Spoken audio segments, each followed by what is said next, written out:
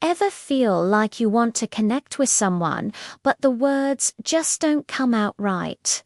What if I told you that you could build influence and rapport without saying a single thing? It's all about body language, and it's surprisingly powerful. First, try subtly mirroring the other person's posture. If they lean in, you lean in. If they cross their arms, wait a moment, then cross yours. This creates an unconscious sense of similarity and trust. Second, a simple one.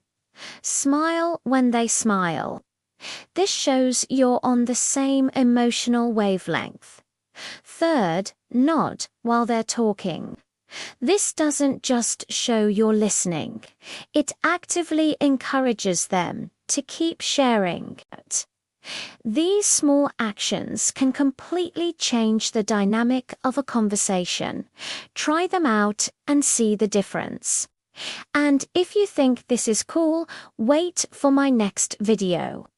I'm going to share a silent persuasion technique that is a total game changer. Don't forget to like and subscribe so you don't miss it.